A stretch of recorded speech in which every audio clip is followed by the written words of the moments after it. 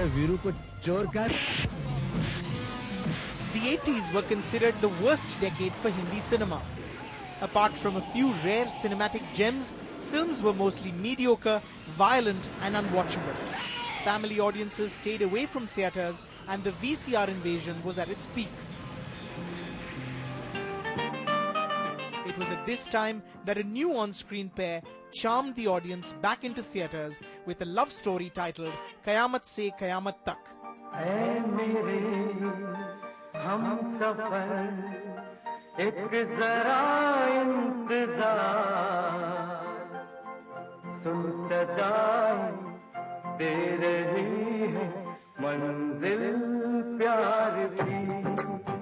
QSQT, when it came in, was actually a film that was appealing to the youth.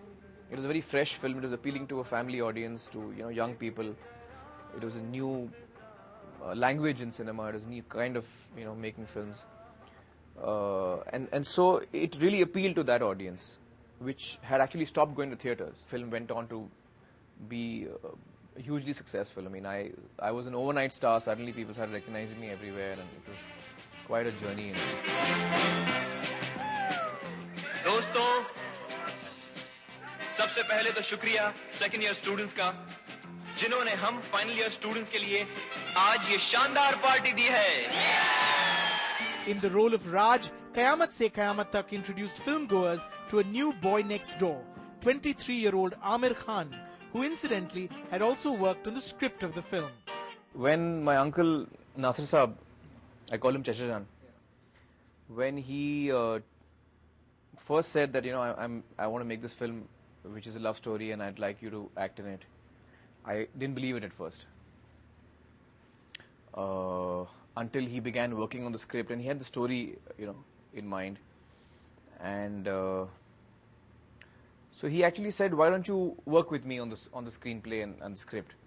So there was me, there was Nuzhat, my cousin. So Nuzhat and me worked on the script with Chachajan, who was at that time directing it and producing it. Then, because of health reasons, Chachajan couldn't direct the film, so he asked Mansoor to take over. Juhi Chawla was crowned Miss India in 1984 and had made a rather unsuccessful Bollywood debut in Sultanate. The actress was about to switch over to television when she was offered the role of Rashmi in Qayamat Se Qayamat Tak. I also remember at that time of my life, I had just been shortlisted to do Draupadi's role in Mahabharat. And Nasir told me that if you do the film, then please you're not to do any other work outside. So it was like a choice between film and television. So I, of course, got lured in with the whole bigness of screen. And then I went to B.R. Chopra ji and I said, may I please? And he was so gracious. He said, yeah, of course, chances like this don't come by. So go ahead. My blessings with you. And that is how we did it. But yes, at that moment, I didn't know, I didn't know the script. I didn't know the hero. I didn't know कि ये AD जो मुझे सिखा रहा है वही hero बन जाएगा.